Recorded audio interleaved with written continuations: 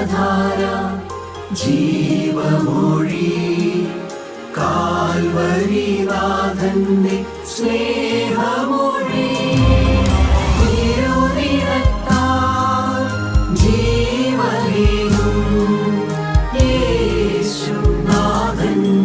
ജീവമൊഴി ജീവധാര ജീവധാര ജീവധാര.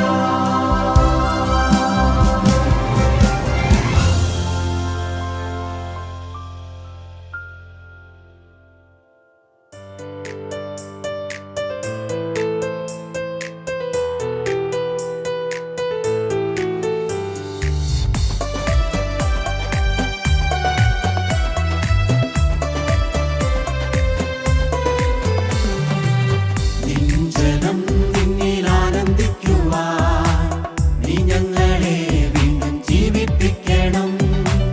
നിഞ്ചനം നിന്നിൽ ആനന്ദിക്കുവാൻ നീ ഞങ്ങളെ വീണ്ടും ജീവിപ്പിക്കണം. നിന്റെ പ്രവൃത്തിയെ ജീവിപ്പിക്കണം. ആണ്ടുകൾ കഴിയും മുൻപേ നിന്റെ പ്രവൃത്തിയെ ജീവിപ്പിക്കണം. ആണ്ടുകൾ കഴിയും മുൻപേ ആനന്ദമാനന്ദം ക്രിസ്തേശുവിൽ ആനന്ദമാനന്ദം ആത്മാവിൽ ആനന്ദമാനന്ദം ക്രിസ്തേശുവിൽ ആനന്ദമാനന്ദം ആത്മാവിൽ നിന്റെ പ്രവൃത്തിയെ ജീവിപ്പിക്കണം.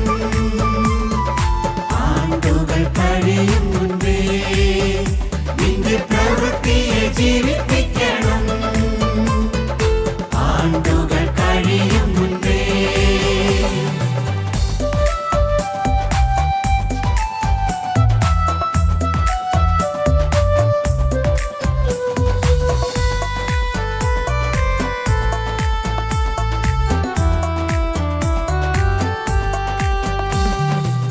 സ്വർഗീയ വിളിക്കൂ വിളിക്കപ്പെട്ടോ വിശ്വാസത്തിൻ നായകനെ നോക്കിടുക.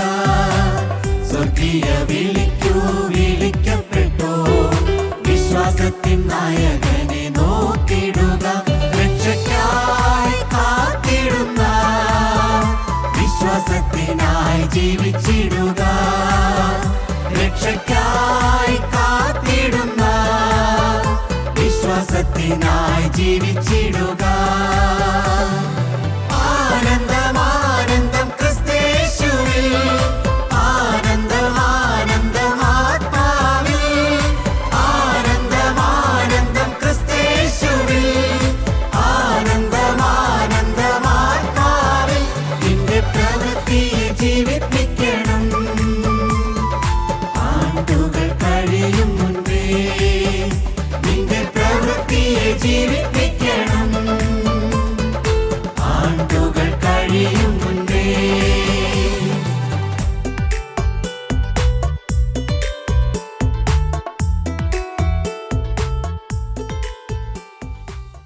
യേശുക്രിസ്തുവിൻ്റെ പരിശുദ്ധമായ നാമം മഹത്വപ്പെടുമാറാകട്ടെ. എന്നു മുതലാണ് ഒരു മനുഷ്യൻ ഭാഗ്യവാനാകുന്നത്? ഒരു മനുഷ്യൻ ഭാഗ്യവാനാകുന്നത് പരീക്ഷ ജയിക്കുന്ന നാൾ മുതലാണോ? ജോലി കിട്ടുന്ന ദിവസം മുതലാണോ? വിവാഹ ദിവസം മുതലാണോ? വീട് വയ്ക്കുന്ന ദിവസം മുതലാണോ? എന്ന് മുതലാണ് ഒരു മനുഷ്യൻ ഭാഗ്യവാനായി തീരുന്നത്? ചിലർ പറയും ഇത് ശുക്രദശയാണ്, ദശാന്തിയാണ്, ഇനി ഏതാനും നാളുകൾ, വർഷങ്ങൾ, പിന്നെ എല്ലാം ശുക്രദശയാണ്, ഭാഗ്യവാനാണ്. ദൈവമക്കളെ ആലോചിച്ച് നോക്കൂ. വിവാഹ നാള് എല്ലാവർക്കും സന്തോഷം തരുന്നൊരു നാളാണ്. പക്ഷെ ഞാൻ കേട്ടതായ ഒരു ശബ്ദം എൻ്റെ ചെവിയിലുണ്ട്. ഒരു വലിയ നല്ല കുടുംബത്തിൽ ജനിച്ച, നല്ല ഉദ്യോഗമുള്ള ഉന്നതനായ ഒരു വ്യക്തിയുടെ മകള് നല്ല ജോലിയുള്ള ഒരു പെൺകുട്ടി എന്നോട് ഹൃദയം തുറന്ന് പറഞ്ഞപ്പോൾ ഒരു രണ്ട് വാക്ക് പറഞ്ഞു. സാറേ, ഞാൻ വിവാഹം വരെ കരഞ്ഞിട്ടില്ല, വിവാഹത്തിന് ശേഷം ചിരിച്ചിട്ടില്ല. വിവാഹം വരെ കരഞ്ഞിട്ടില്ല, വിവാഹത്തിന് ശേഷം ചിരിച്ചിട്ടുമില്ല. പ്രിയപ്പെട്ടവർ, എന്ന് മുതലാണ് ഒരു മനുഷ്യൻ ഭാഗ്യവാനാകുന്നത്? വിവാഹ ദിവസത്തേക്കാൾ നല്ല ദിവസമുണ്ടോ? വിവാഹ ദിവസത്തേക്കാൾ സന്തോഷമുള്ള ദിവസമുണ്ടോ? നിങ്ങൾ വേദപുസ്തകത്തിൽ വായിച്ചിട്ടില്ലേ? കർത്താവായ യേശുവിനോടുകൂടെ ക്രൂശിക്കപ്പെട്ട കള്ളന്മാരിൽ വലത്തെ ഭാഗത്തെ കള്ളൻ, അവൻ്റെ ജീവിതത്തിൽ വിവാഹ ദിവസമായിരുന്നോ ഏറ്റവും സന്തോഷമുള്ള ദിവസം? ആയിരുന്നോ? അതിനേക്കാൾ സന്തോഷമുള്ള ദിവസമായിരുന്നു അവൻ്റെ മരണ ദിവസം. വലത്തുഭാഗത്തെ കള്ളനെ സംബന്ധിച്ച് അവൻ്റെ വിവാഹ ദിവസത്തെ സന്തോഷത്തിനേക്കാൾ വലിയ സന്തോഷമായിരുന്നു അവൻ്റെ മരണ ദിവസം. കാരണം ആ മരണം അവനെ ഏത് പദവിയിലേക്കാണ് ഉയർത്തിയത്? നിങ്ങൾക്കറിയാം. യേശുവിനോടുകൂടെ ദൈവരാജ്യത്തിലേക്ക്, പ്രതീസായിലേക്ക് ഉയർത്തിയ ഒരു ദിവസമായിരുന്നു. പ്രിയപ്പെട്ടവരെ, അതുകൊണ്ട് മനുഷ്യരായി നാം ചിന്തിക്കുന്ന എല്ലാ ദിവസത്തേക്കാൾ ഏതാണ് നല്ല ദിവസം? എപ്പോഴാണ് മനുഷ്യൻ ഭാഗ്യവാനാകുന്നത്? എന്തുകൊണ്ടാണ് ആ വലത്തുഭാഗത്തെ കള്ളന് വിവാഹത്തെ ദിവസത്തേക്കാൾ സമാധാനമുള്ളതായ ഒരു മരണദിവസം എനിക്കുണ്ട് എന്ന് പറയുവാൻ തക്കവണ്ണം അനുഭവം ഉണ്ടായത് എന്തുകൊണ്ടാണ്? അവന് പാപബോധമുണ്ടായ ദിവസമാണത്. ആ വലത്തുഭാഗത്തെ കള്ളന് ആദ്യമായി പാപബോധമുണ്ടായ ദിവസമാണത്. അതായിരുന്നു അവൻ്റെ ഭാഗ്യ ദിവസം, അതായിരുന്നു അവൻ്റെ ഏറ്റവും സന്തോഷമുള്ള ദിവസം. അവന് പാപബോധമുണ്ടായ ദിവസം, ഞാൻ പാപിയാണെന്നവൻ സ്വന്തം നാവ് കൊണ്ട് പറഞ്ഞ ദിവസം, ഞാൻ പാപിയാണ്, പാപത്തിൻ്റെ ശിക്ഷ ഏൽക്കേണ്ടവനാണ്, ഞാൻ ക്രൂശിക്കപ്പെടേണ്ടവനാണ്, ഞാൻ ഈ വേദന അനുഭവിക്കേണ്ടവനാണ്, കാരണം ഞാൻ പാപിയാണ്. ആ ബോധം അവന് വന്നു. ആ ദിവസമാണ് അവൻ്റെ ഭാഗ്യ ദിവസം എന്ന് പറയുന്നത്. അത് തന്നെയാണ് 32-ാം സങ്കീർത്തനം 1-2 വാക്യം നമുക്ക് വായിക്കാം. ലംഘനം ക്ഷമിച്ചും പാപം മറച്ചും കിട്ടിയവൻ ഭാഗ്യവാൻ. യഹോവ അകൃത്യം കണക്കിടാതെയും ആത്മാവിൽ കപടമില്ലാതെയും ഇരിക്കുന്ന മനുഷ്യൻ ഭാഗ്യവാൻ. അവിടെ സങ്കീർത്തനക്കാരനായ ദാവീദ് പറയുകയാണ്, എൻ്റെ ഭാഗ്യ ദിവസം എന്ന് പറയുന്നത് ആത്മാവിൽ കാപട്യമില്ലാത്ത മനുഷ്യനായിരുന്നു. അതുവരെ ഞാൻ എൻ്റെ ഹൃദയത്തിൽ, എൻ്റെ സ്വഭാവത്തിൽ, എൻ്റെ പല പ്രവൃത്തികളും പല ചിന്തകളും പല പാപങ്ങളും ഞാൻ കുഴിച്ചിടുന്നവനായിരുന്നു. ഞാൻ പാപം കുഴിച്ചിടുന്നവനായിരുന്നു. ദൈവമക്കളെ, നിങ്ങൾ പാപം കുഴിച്ചിടാറുണ്ടോ? മനുഷ്യൻ അവൻ്റെ പാപം അവൻ്റെ ഹൃദയത്തിൽ കുഴിച്ചിടും. മനുഷ്യൻ പാപം ചെയ്തു കഴിഞ്ഞിട്ട് ഇനി എന്താ ചെയ്യുന്നത്? അവൻ ചെയ്യുന്ന പാപം, അവൻ്റെ പ്രവൃത്തി, അവൻ്റെ വാക്കുകൾ, അവൻ്റെ മനോഭാവമെല്ലാം അവൻ്റെ ഹൃദയത്തിൽ തന്നെ കുഴിച്ചിട്ടിട്ട് പുറമേ മാന്യനായിട്ട് നടക്കുന്നു. സ്വന്തം ഹൃദയത്തിൽ തന്നെ പാപം കുഴിച്ചിടുമായിരുന്നു. ദാവീദ് പറയുകയാണ്, ലംഘനം ക്ഷമിച്ചും പാപം മറച്ചും കിട്ടിയ മനുഷ്യൻ ഭാഗ്യവാൻ. യഹോവ അകൃത്യം കണക്കിടാതെയും ആത്മാവിൽ കപടമില്ലാതെയും ഇരിക്കുന്ന മനുഷ്യൻ ഭാഗ്യവാൻ. ഞാൻ മിണ്ടാതിരുന്നപ്പോൾ നിത്യമായ ഞെരുക്കത്താൽ എൻ്റെ അസ്ഥികൾ ക്ഷയിച്ചുപോയി. ഞാൻ പാപം സമ്മതിച്ച് തുറന്നു പറയുന്നവനായി. അതാണ് ഭാഗ്യദിവസം എന്ന് പറയുന്നത്. എനിക്ക് പാപമുണ്ട് എന്ന് സമ്മതിച്ചിട്ട് എൻ്റെ പാപം മൂടിവെക്കാതെ, ഞാൻ ചെയ്തു പോയ വാക്കോ പ്രവൃത്തിയോ എന്തുവാകട്ടെ അത് മൂടിവെക്കാതെ ഒരു മനുഷ്യൻ തുറന്നു പറയുന്നവനാകുന്നതാണ് അവൻ്റെ ഭാഗ്യദിവസം എന്ന് പറയുന്നത്. അതാണ് സങ്കീർത്തനക്കാരൻ നമ്മളെ പഠിപ്പിക്കുന്നു. മനുഷ്യൻ്റെ ഭാഗ്യം ആരംഭിക്കുന്ന അന്നാണ്.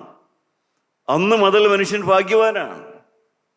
നിങ്ങൾ പ്രിയപ്പെട്ടവരെ, കർത്താവായ യേശുവിൻ്റെ മുമ്പിൽ, കുമ്പസാരത്തിൻ്റെ ഭാഷയിൽ ഞാൻ പറയാം, യേശുക്രിസ്തുവിൻ്റെ മുമ്പിൽ സത്യകുമ്പസാരം നടത്തുന്ന അന്ന് മുതൽ നിങ്ങളൊരു ഭാഗ്യവതിയാണ്, അല്ലെങ്കിൽ ഭാഗ്യവാനാണ്. നിങ്ങളൊരു പുരോഹിതന്റെ മുമ്പിൽ കുമ്പസാരിച്ചത് കൊണ്ട് ഭാഗ്യവാനാണെന്ന് ഞാൻ പറയില്ല. ഏതെങ്കിലും ഒരു ദൈവദാസന് മുമ്പിൽ പോയി ഏതെങ്കിലും കാര്യങ്ങളൊക്കെ പറഞ്ഞത് കൊണ്ട് ഭാഗ്യവാനാണെന്ന് ഞാൻ പറയില്ല. എന്നാൽ യേശുക്രിസ്തുവിന് മുമ്പിൽ പോയിരുന്നുണ്ട് നിങ്ങളുടെ ജീവിതത്തിലെ സകലവും തുറന്നു പറഞ്ഞുകൊണ്ട് കർത്താവായ യേശുവിൻ്റെ മുമ്പിൽ, കർത്താവേ, എനിക്ക് ഇന്നതുപോലെ തെറ്റുകളുണ്ട്, ഇന്നതുപോലെ പ്രവൃത്തികൾ വന്നിട്ടുണ്ട്, ഇന്നതുപോലെയുള്ള ദോഷം എനിക്ക് വന്നിട്ടുണ്ട്, ഇതെല്ലാം എൻ്റെ ജീവിതത്തിൽ ഉണ്ട് എന്ന് കർത്താവായ യേശുവിൻ്റെ മുമ്പിൽ കുമ്പസാരിക്കുന്ന അന്ന് മുതൽ നിങ്ങളുടെ ഭാഗ്യം തുടങ്ങുകയാണ്. അന്ന് മുതലാണ് നിങ്ങൾ ഭാഗ്യവാനും ഭാഗ്യവതിയുമായി മാറുന്നത്. ദാവീദ് ജീവനുള്ള ദൈവത്തിൻ്റെ മുമ്പാകെ ഹൃദയം തുറക്കാൻ തുടങ്ങി. പ്രിയ ദൈവമക്കളെ, നമ്മുടെ ജീവിതത്തിൽ അങ്ങനെ ഒരു അനുഭവം ഉണ്ടോ? കർത്താവായ യേശുവിൻ്റെ മുമ്പിൽ ഇരുന്നു കൊണ്ട് ദാവീദിനെ പോലെ അതുവരെ കുഴിച്ചിട്ടതെല്ലാം പുറത്തെടുത്ത് മിണ്ടിത്തുടങ്ങുന്ന ഒരു കാലമുണ്ടോ? ദാവീദ് ദൈവത്തിന് മുമ്പാകെ ഞാൻ മിണ്ടാതിരുന്നപ്പോഴൊന്നും ഞാൻ മിണ്ടാതിരുന്നു, മിണ്ടിത്തുടങ്ങി എന്ന് പറയുന്നത് പ്രാർത്ഥനയല്ല. ദാവീദ് മക്കൾക്ക് വേണ്ടി പ്രാർത്ഥിച്ച പ്രാർത്ഥനയെക്കുറിച്ചല്ല പറയുന്നത്. ദാവീദ് അയ്യോ ഞാൻ മരിച്ചു പോകുമെന്നുള്ള പേടിയോടെ പറയുന്ന പ്രാർത്ഥനാ വിഷയങ്ങളൊന്നുമല്ല പറയുന്നത്. നിങ്ങൾ അനേകർ ദൈവത്തിന് മുമ്പാകെ പോയിരുന്ന് പ്രാർത്ഥനാ വിഷയങ്ങൾ പറയുന്നവരാണ്, അനുഗ്രഹം ചോദിക്കുന്നവരാണ്, മക്കളെ ജയിപ്പിക്കണമേ ചോദിക്കുന്നവരാണ്. അയ്യോ മോളുടെ കാര്യം അത് കർത്താവേ നിന്ന് പ്രത്യേകം നോക്കണമേ അത് പ്രാർത്ഥിക്കുന്നവരാണ്. നിങ്ങൾ ജോലിക്കാരും ദൈവത്തോട് ചോദിക്കുന്നവരാണ്. എന്നാൽ നിങ്ങളുടെ പാപവുമായി, നിങ്ങൾ ചെയ്തു കൂട്ടിയ പാപങ്ങളുമായി, നിങ്ങളുടെ ഹൃദയത്തിൽ ഒളിച്ചു കിടക്കുന്ന പാപങ്ങളുമായി നിങ്ങൾ കർത്താവിന് മുമ്പിൽ പോയിരുന്നിട്ട് നിങ്ങൾ തുറക്കാൻ തുടങ്ങിയിട്ടുണ്ടോ? ഹൃദയത്തിൽ ദൈവത്തിന് മുമ്പാകെ പോയിരുന്ന് ഹൃദയം തുറന്ന് പാപം പറ്റി പറയാൻ തുടങ്ങിയിട്ടുണ്ടോ? അന്ന് മുതലാണ് മനുഷ്യൻ ഭാഗ്യവാനായി തീരുന്നത്. ഇതിൽപ്പെട്ട എൻ്റെ ജീവിതത്തിലൊരു അനുഭവമാണത്. എൻ്റെ 35 വയസ്സ് വരെ ഞാനും പാപം കുഴിച്ചിടുന്നവനായിരുന്നു. പാപം ചെയ്യുക, പാപം ആസ്വദിക്കുക, പുരോഹിതന്മാരുടെ അടുക്കൽ കള്ളക്കുമ്പസാരം നടത്തുക, പേരിന് യേശുവിൻ്റെ അടുക്കൽ കുമ്പസാരിക്കാതിരിക്കുക, മാന്യനെന്ന് അടിക്കുക, ഇതായിരുന്നു എൻ്റെ പ്രകൃതം. എന്നാൽ 35-ാമത്തെ വയസ്സിൽ ഞാൻ കുഴിച്ചിട്ട പാപങ്ങളൊക്കെ പുറത്തെടുക്കാൻ തുടങ്ങി. ഞാൻ എൻ്റെ ഹൃദയത്തിൽ കുഴിച്ചിട്ട പാപങ്ങളൊക്കെ ഞാൻ പുറത്തെടുക്കാൻ തുടങ്ങി. ഞാൻ കർത്താവായ യേശുവിനോട് അവൻ്റെ മുമ്പിൽ കുമ്പസാരിക്കാൻ തുടങ്ങി. കുമ്പസാരം എന്ന വാക്ക് ഞാൻ പറഞ്ഞതേ ഉള്ളൂ. പാപം ഏറ്റുപറയുക എന്നാണ് അതിൻ്റെ അർത്ഥം. സ്വന്തം നാവുകൊണ്ട് എൻ്റെ പാപം ഞാൻ പറയുന്നതിനാണ് കുമ്പസാരം എന്ന് പറയുന്നത്. പാപം ഏറ്റുപറയുക. എനിക്ക് പാപമുണ്ടെന്ന് വേറെ ആരെങ്കിലും എന്നോട് പറയുന്നതല്ല. എനിക്ക് പാപമുണ്ടെന്ന് വേറെ ആരെങ്കിലും പറയുന്നതല്ല. എനിക്ക് പാപമുണ്ട്, ഞാൻ അഡ്മിറ്റ് ചെയ്യുന്നു, ഞാൻ സമ്മതിക്കുന്നു. അത് ഞാൻ സ്വന്തം നാവുകൊണ്ട് കർത്താവിനോട് ഞാൻ തന്നെ പറയുന്നു, കർത്താവേ ഇന്ന പാപം എന്നിലുണ്ട് എന്ന് പറയുന്നു. ദൈവമക്കളെ, ആ അനുഭവം എനിക്ക് 35-ാമത്തെ വയസ്സിലാണ് കിട്ടിയത്. കർത്താവായ യേശുവിനെ ഞാൻ എൻ്റെ ഹൃദയത്തിലേക്ക് ക്ഷണിച്ചതിൻ്റെ ശേഷമാണ് എനിക്ക് ഈ അനുഭവങ്ങളെല്ലാം ലഭിച്ചത്. ക്രിസ്തു വന്നപ്പോഴാണ് ലഭിച്ചത്. പേരിനൊരു മാമോദീസ മങ്ങിയ നാളിലൊന്നുമല്ല, കുമ്പസാരിച്ച് വിവാഹം നടത്തിയ നാളിലൊന്നുമല്ല, വീട് വെച്ച് അച്ഛൻ വന്ന് പരകുദാശയോ വെഞ്ചിരിപ്പോ നടത്തിയ നാളിലൊന്നുമല്ല ഞാൻ ഭാഗ്യവാനായത്. എന്നാണ് എൻ്റെ 35-ാമത്തെ വയസ്സിൽ ഞാൻ എൻ്റെ യേശുവിനോട്, കർത്താവായ യേശുവിൻ്റെ മുമ്പിൽ എൻ്റെ പാപം തുറന്നു പറയാൻ തുടങ്ങി. അതിന്നും തുടർന്നുകൊണ്ടിരിക്കുകയാണ്. ഇന്നും ഞാൻ പറഞ്ഞുകൊണ്ടിരിക്കുകയാണ്. പ്രിയപ്പെട്ടവർ, ഇന്നും രാവിലെയും ഞാൻ പറഞ്ഞു, കർത്താവേ ഇനിയും ശരിയാകാനുണ്ടല്ലോ, ഇനിയും വാക്കുകളിൽ മാറ്റം വരാനുണ്ടല്ലോ, ഇനിയും വാക്കുകളിലൂടെ സ്നേഹത്തിന് പകരം വേറെ എന്തൊക്കെയോ വ്യാപരിക്കുന്നല്ലോ. പ്രിയപ്പെട്ടവരെ, ആ പ്രക്രിയ കർത്താവായ യേശുവിൻ്റെ മുമ്പിൽ എൻ്റെ ഹൃദയം തുറക്കുന്ന ഒരു അനുഭവം എനിക്ക് തുടങ്ങിക്കിട്ടി. അതിനാണ് ഞാൻ ബോൺ അഗെയിൻ അനുഭവം എന്ന് പറയുന്നത്, മാനസാന്തര അനുഭവം എന്ന് പറയുന്നത്, രക്ഷിക്കപ്പെട്ട അനുഭവം എന്ന് പറയുന്നത്. അതൊരിക്കൽ എന്തെല്ലായി കിട്ടി നിർത്തിയതല്ല. ആ തുടർന്നുകൊണ്ടിരിക്കുന്ന അനുഭവം, ആ അനുഭവം കിട്ടിയെന്ന് മുതൽ ഞാനൊരു ഭാഗ്യവാനായി. ആ അനുഭവത്തോട് ചേർന്ന് എനിക്ക് എന്തെല്ലാമാണ് കിട്ടിയതെന്നറിയാവോ? കിട്ടിയത് വലിയ വലിയ കാര്യങ്ങളൊക്കെയാണ്. എനിക്ക് ലഭിച്ചത് യേശുവുള്ള ഒരു ഹൃദയം കിട്ടി, ക്രിസ്തു വസിക്കുന്ന ഒരു ഹൃദയം കിട്ടി. ഈ ഉള്ളിൽ യേശു ഉണ്ട്.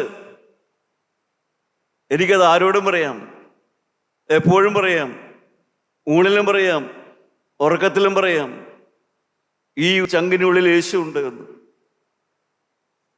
ഈ ചങ്കിനുള്ളിൽ യേശു ഉണ്ട് എന്ന് എനിക്ക് ഊണിലും ഉറക്കത്തിലും പറയാം. അത് മാത്രമാണ് എൻ്റെ പ്രാഗൽഭ്യം, അത് മാത്രമാണ് എൻ്റെ ബലം. ആ ബലത്തിലാണ് ഞാൻ നടക്കുന്നത്. ഇതിനുള്ളിൽ യേശു ഉണ്ട്. എൻ്റെ പ്രിയപ്പെട്ടവരെ, എനിക്ക് ലഭിച്ച രണ്ടാമത്തെ അനുഗ്രഹം എന്ന് പറയുന്നത് എന്താണ് ചോദിച്ചാൽ, ഒരു സമ്പൂർണമായ കഴുകലായിരുന്നു. മുഴുവനുമായ ഒരു കഴുകൽ. അന്ന് വരെയുള്ള ജീവിതം മാത്രമല്ല, ദിവസേന ജീവിതത്തിൽ ഒരു കഴുകൽ ലഭിക്കുന്നു. എൻ്റെ രോഗം എൻ്റേതല്ലാതായി, എൻ്റെ ബുദ്ധിമുട്ടുകൾ എൻ്റേതല്ലാതായി, എൻ്റെ ചുമതലകൾ എൻ്റേതല്ലാതായി. പ്രിയപ്പെട്ടവരെ, എൻ്റെ ഉത്തരവാദിത്തങ്ങൾ, എൻ്റെ ചുമതലകൾ, എൻ്റെ രോഗങ്ങൾ, എൻ്റെ മുമ്പിലുള്ളതായ കീറാമുട്ടി പ്രശ്നങ്ങൾ, ഇതെല്ലാം ആ ദിവസം മുതൽ എൻ്റേതല്ല, എല്ലാം യേശുവിൻ്റേതായി. അതെല്ലാം യേശുവിൻ്റേതായി, എൻ്റേതല്ല, യേശുവിൻ്റേതാണ്. എൻ്റെ പ്രിയപ്പെട്ടവരെ, ക്രിസ്തു വന്നു കഴിഞ്ഞപ്പോൾ ജീവിതത്തിലുണ്ടായ അനുഭവങ്ങളാണ് ഞാൻ പറഞ്ഞത്. ഒന്നും എൻ്റേതല്ല, എല്ലാം യേശുവിൻ്റേത്. രോഗം വരുന്നു, അതും യേശുവിൻ്റേത്.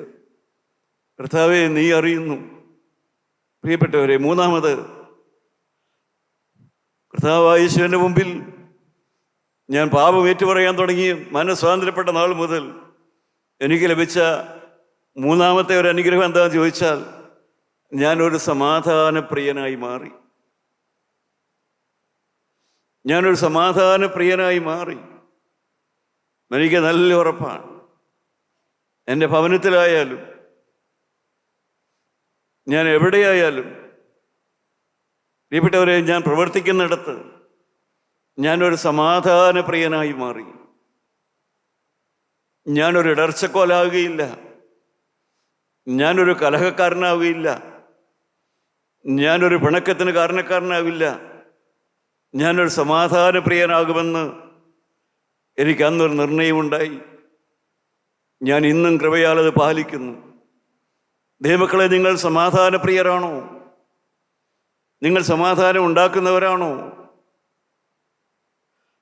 നിങ്ങൾ സമാധാനം ഉണ്ടാക്കുന്നവരാണോ? നിങ്ങളുടെ ഭവനങ്ങളിൽ സമാധാനം ഉണ്ടാക്കുന്നവർ ഭാഗ്യവാന്മാർ. അവർ ദൈവത്തിൻ്റെ പുത്രന്മാർ എന്ന് വിളിക്കപ്പെടുന്നു. നിങ്ങൾ നിങ്ങളുടെ ഭവനങ്ങളിൽ സമാധാനം ഉണ്ടാക്കുന്നവരാണോ? പ്രിയപ്പെട്ടവരെ, ദാവീദ് പാപമേറ്റു പറയാൻ തുടങ്ങി. ദാവീദ് തന്നെത്താൻ പറയാൻ തുടങ്ങി, ഞാനൊരു ഭാഗ്യവാനായി എന്ന്. പ്രിയപ്പെട്ടവർ, എന്താണ് ദാവീദിൻ്റെ ആ ഭാഗ്യം എന്ന് പറയുന്നത്?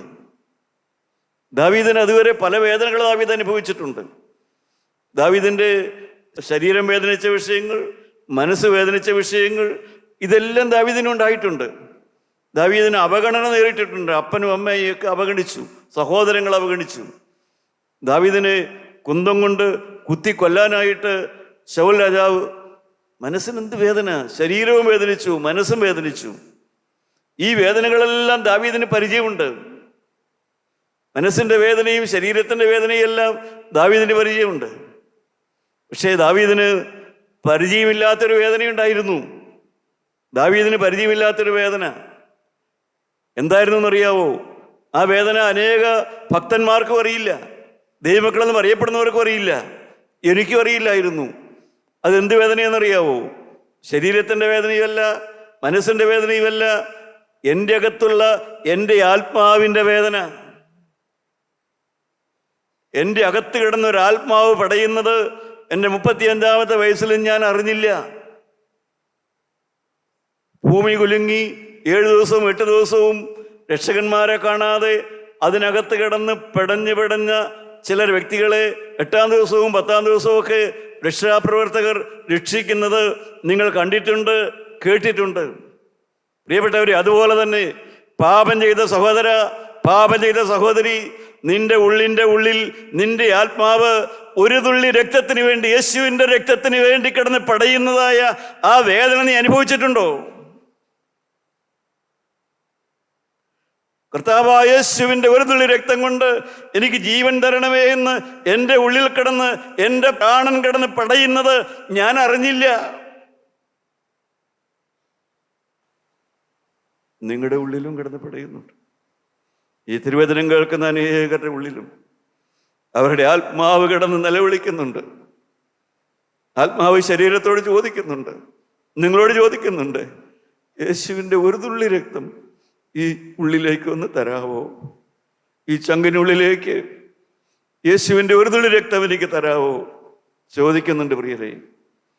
ആ വേദന അനേകരറിയുന്നില്ല. അതാണ് ആത്മാവിൻ്റെ വേദന എന്ന് പറയുന്നത്. അതാണ് പ്രാണന്റെ വേദന എന്ന് പറയുന്നത്.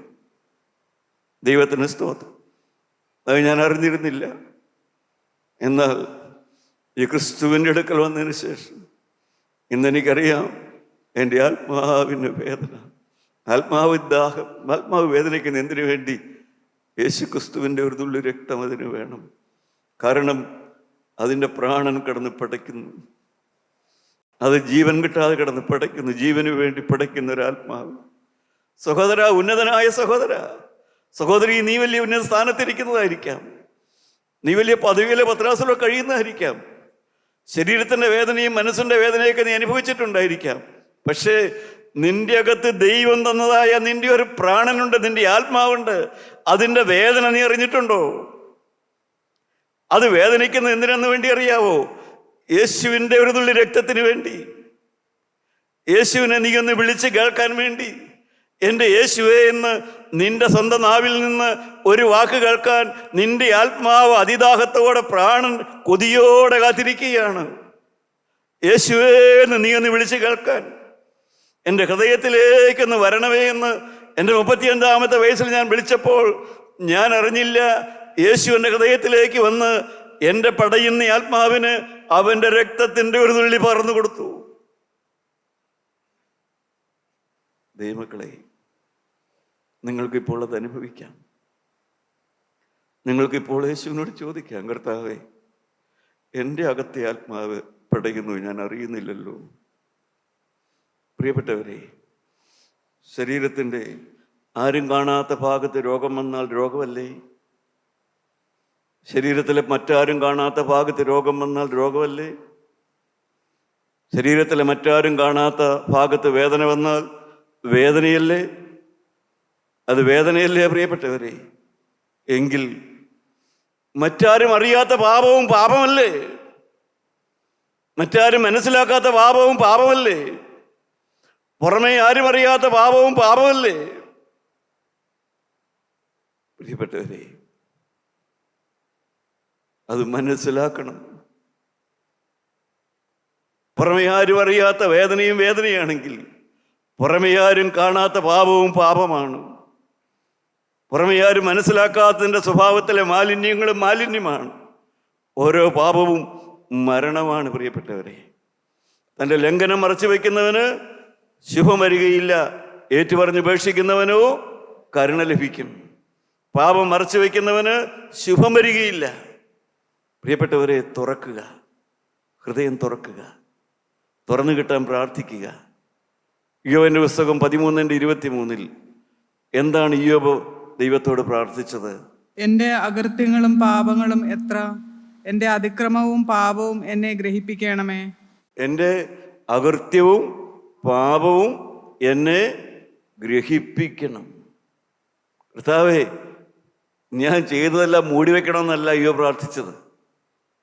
എൻ്റെ അകൃത്യവും എൻ്റെ പാപവും, എൻ്റെ രഹസ്യപാപങ്ങളും, ഞാൻ മൂടി വച്ചിരിക്കുന്ന പാപവുമെല്ലാം ഒന്ന് പുറത്തേക്ക് കൊണ്ടുവരണം. എന്നെ ഒന്ന് ഗ്രഹിപ്പിക്കണം, എനിക്കൊന്ന് മനസ്സിലാക്കി തരണം. സഹോദരങ്ങളെ, ഇവിടെയാണ് മനുഷ്യൻ്റെ ഭാഗ്യകാലം ആരംഭിക്കുന്നത്. ഇയ്യോബിന് ദൈവം വെളിപ്പെടുത്തി കൊടുത്തു. 42-ാം അധ്യായത്തിൻ്റെ 6-ാമത്തെ വാക്യത്തിൽ എന്താണ് ഇയ്യോബ് പറഞ്ഞത്?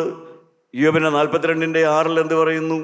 ആകയാൽ ഞാൻ എന്നെ തന്നെ വെറുത്ത് പൊടിയിലും ചാരത്തിലും കിടന്ന് അനുതപിക്കുന്നു. ദൈവത്തിന് സ്തോത്രം. ഇയ്യോബിന് ദൈവം വെളിപ്പെടുത്തി കൊടുത്തു. വെളിപ്പെടുത്തിയപ്പോൾ ഇയ്യോബ് പറഞ്ഞു, ഞാൻ പൊടിയിലും ചാരത്തിലും കിടന്ന് അനുതപിക്കുന്നു. പ്രിയപ്പെട്ടവരെ, ഹൃദയം തുറക്കാൻ തുടങ്ങി. നമ്മുടെ പുസ്തകം അടച്ചു വെച്ചിട്ട് അത് ശാന്തമായി ചിന്തിക്കും. നിങ്ങൾ ഭാഗ്യവാനായി തുടങ്ങിയോ? നിങ്ങൾ ഭാഗ്യവതിയാകാൻ തുടങ്ങിയോ? നിങ്ങൾ നിങ്ങളുടെ ഹൃദയം തുറക്കാൻ തുടങ്ങുമ്പോൾ, നിങ്ങളുടെ ആത്മാവിൻ്റെ വേദന മനസ്സിലാക്കി നിങ്ങളുടെ പാപങ്ങളെ ഏറ്റുപറയുന്നുവെങ്കിൽ അവൻ നമ്മോട് പാപങ്ങളെ ക്ഷമിച്ച് സകല നീതിയും പോക്കുവാൻ തക്കവണ്ണം വിശ്വസ്തനും നീതിമാനുമാണ്. പ്രിയപ്പെട്ടവരെ, ദാവീദ് അവൻ്റെ പാപം ഏറ്റുപറയാൻ തുടങ്ങി. ദൈവത്തിന് സ്തോത്രം. ദാവീദ് പാപം മാറാൻ വേണ്ടി പ്രാർത്ഥിച്ച മനുഷ്യനാണ്. 51-ാം സങ്കീർത്തനത്തിൽ ദാവീദ് പറയും, ദൈവമേ, നിന്റെ കൃപയും പ്രകാരം എന്നോട് കരുണ തോന്നണമേ, നിന്റെ കരുണയുടെ വ്യക്തിത്വം പ്രകാരം എൻ്റെ പാപങ്ങളെ മായിച്ചു കളയണമേ. പ്രിയപ്പെട്ടവരെ, പാപം മാറാൻ വേണ്ടി പ്രാർത്ഥിച്ചാൽ പോരാ. പാപം മാറിക്കിട്ടാൻ വേണ്ടി പ്രാർത്ഥിച്ചാൽ പോരാ. പാപം മാറിക്കിട്ടാൻ വേണ്ടി പാപം ഏറ്റുപറയണം. പാപം ഏറ്റുപറയണം. കർത്താവിനോട് ഏറ്റുപറയണം. നിങ്ങൾക്ക് ഏറ്റുപറയാവോ? ഞാൻ ഒരു നിമിഷം നിങ്ങൾക്ക് തരികയാണ്. ഇതുവരെ കുഴിച്ചിട്ടതെല്ലാം ഒന്ന് പുറത്തു കൊണ്ടുവരാവോ? വീട് പണി തുടങ്ങി, വീടിന് കല്ലിട്ടു, തറയിട്ടു. എന്ത് സന്തോഷം! വീട് പണിയാൻ തറയിട്ടു, വീട് പണിയാൻ കല്ലിട്ടു. പിന്നെ ഉത്സാഹത്തിൻ്റെ നാളാണ്. പിന്നെ വീട് പണി പൂർത്തിയാകാൻ വരെയുള്ള കാത്തിരിപ്പാണ്. ഉത്സാഹത്തിൻ്റെ പണിത് വരുന്നത് കണ്ട് സന്തോഷത്തിൻ്റെ നാളുകളാണ്. ദാവീദ് ഹൃദയം തുറന്നപ്പോൾ സ്വർഗത്തിൽ ദാവീദിൻ്റെ വീട് പണി ആരംഭിച്ചു. എൻ്റെ പ്രിയപ്പെട്ടവരെ, നിങ്ങളിപ്പോൾ ഹൃദയം തുറക്കുമ്പോൾ, നിങ്ങളുടെ പാപം ഏറ്റുപറയാൻ തുടങ്ങുമ്പോൾ, യേശു ക്രിസ്തുവിൻ്റെ രക്തം അത് ക്ഷമിക്കുകയും സ്വർഗത്തിൽ നിങ്ങളുടെ വീട് പണി ആരംഭിക്കുകയും ചെയ്യും. സ്വർഗത്തിലെ വീട് പണി ആരംഭിക്കട്ടെ. സ്വർഗത്തിലെ വീട് പണി നടക്കട്ടെ. സ്വർഗത്തിലെ വീട് പണി മുന്നോട്ട് പോകട്ടെ. ഓരോ ദിവസവും നമ്മുടെ ഹൃദയത്തെ നമുക്ക് ദൈവസന്നിധിയിൽ തുറക്കാം. എല്ലാം നമുക്ക് ഏറ്റുപറയാം. ഒരു തുള്ളി രക്തത്തിന് വേണ്ടി പടയുന്ന ആത്മാവിനോട് നമുക്ക് കർത്താവിനെ വിളിക്കാം. നമ്മുടെ സ്വർഗത്തിലെ വീട് പണി ഇന്ന് ചിലർക്കെല്ലാം തുടങ്ങിക്കിട്ടട്ടെ. ഞാനും പ്രാർത്ഥിക്കുന്നു, സ്വർഗത്തിലെ വീട് പണി ഇന്ന് ആരംഭിക്കട്ടെ. ആരംഭിച്ചവരുടെ പണി മുമ്പോട്ട് പോകട്ടെ. കർത്താവെ, ഈ ജനത്തോട് മനസ്സിലെയ്യണമേ. ഈ ജനത്തിൻ്റെ സ്വർഗത്തിലെ ഭവന പണി ആരംഭിക്കണമേ. ഇവരുടെ ലംഘനങ്ങൾ ക്ഷമിക്കണമേ. സ്വർഗത്തിലെ ഭവനത്തിൽ എത്തിച്ചേരുവാൻ കൃപ കൊടുക്കണമേ. സമാധാനം കൊണ്ട് നിറയ്ക്കണമേ. യേശു മൂലം പ്രാർത്ഥിക്കുന്നു. കൃപയോടെ കേട്ട് ഉത്തരം തരുമാറാകണമേ.